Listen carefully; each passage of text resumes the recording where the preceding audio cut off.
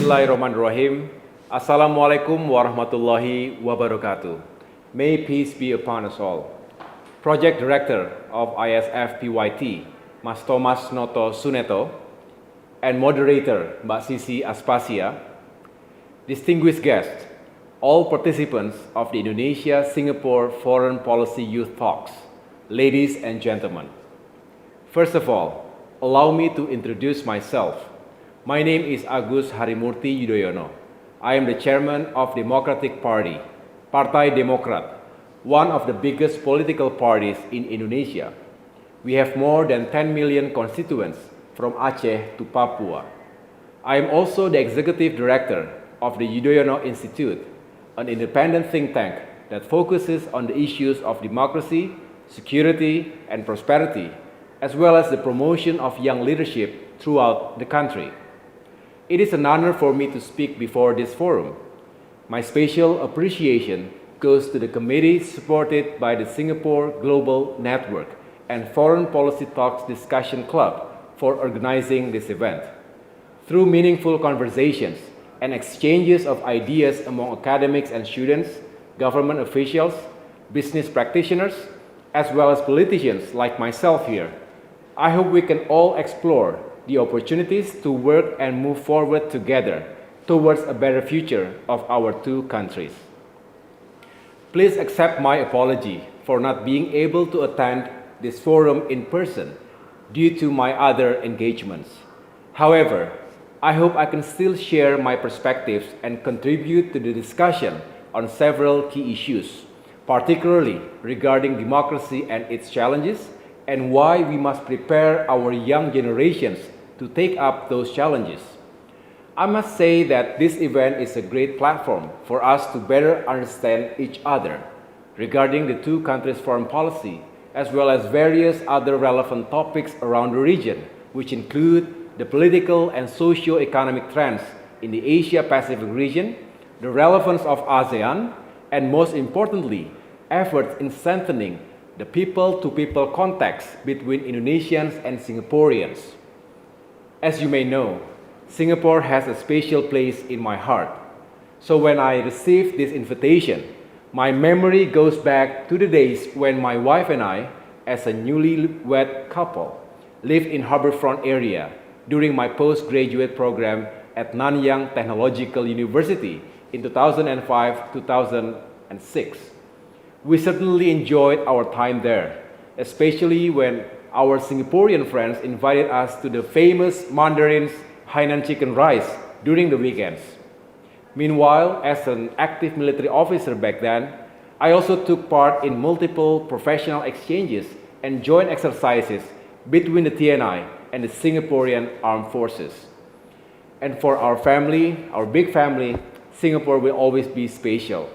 Our late mother, Ibu Ani Yudhoyono, was treated at the National University Hospital for 5 months until she passed away peacefully. We will never forget how the Singaporean government was truly thoughtful in assisting our family during the toughest days in our lives. This is just a small example of how profound the relationship between Indonesia and Singapore. We share the same borders and geographical proximity as neighboring countries. More than 25,000 Indonesians study in Singapore, and the number increases from time to time. Our relations also underpin strong economic cooperation. Our bilateral trade reached $59 billion in 2019, and then slightly declined to around $48.8 billion in 2020 due to the COVID-19 pandemic. However, Singapore has been the top foreign investor in Indonesia until today. Both countries also have substantive cooperation across multiple sectors, including education, culture, defense, and environment. Therefore, building a solid partnership and relations between Indonesia and Singapore should always be our top priority. We must strengthen our government-to-government relations, accompanied by second-track and multi-track diplomacies, including empowering business-to-business, military-to-military, academics to academics, and above all, people-to-people contacts particularly between our youth that will shape our future. We must understand each other better and how both countries' youth could play bigger roles as the agents of change and transformation within our respective societies. We must also strengthen our commitment to building Southeast Asia as a region of peace and stability, allowing the flourishing of democracy and prosperity. All members of ASEAN, particularly Indonesia and Singapore, must be on the driving seats. We should always seek our common interests so that ASEAN will always be our big house of comprehensive partnership and strategic cooperation. When the world is becoming more and more borderless, ASEAN must prove itself that it is still relevant as a credible regional architecture that provides solutions not only for its member states, but also other countries around the world. Ladies and gentlemen, young people are the key holders of the global future. In Indonesia, Generation Z, born between 1997 to 2012, has reached 75 million people, equal to 28% of the country's total population. Meanwhile, the second most dominant population comes from the millennial generation, born between 1981 to 1996, totaling 69 million people, or around 26%. It means Gen Z and the millennials compose more than half of Indonesia's total population. Therefore, it won't be too much to say that youth will define and shape our future, politically, economically, and socially.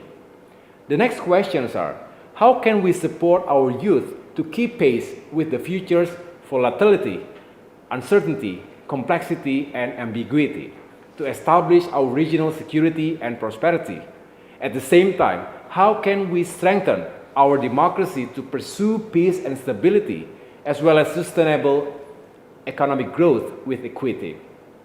Ladies and gentlemen, democracy may not be a perfect political system, but I believe democracy is still the best system for a large and diverse nation such as Indonesia.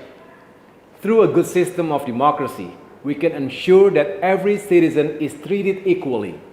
The people's voices are heard and public participation is encouraged so that transparent and accountable political system and good governance can be established.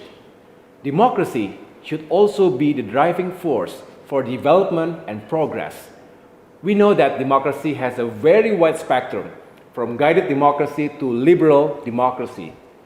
While guided democracy, which is run in several countries, may somewhat sacrifice people's freedom for the sake of political stability and economic progress, on the other hand, liberal democracy is largely oriented to support democratic pillars such as more vibrant civil society, freedom of speech, freedom of the press and association, division of authority, constitutional protection of minority rights, respect for human rights and equality before the law, and also direct and fair election to set up checks and balance system.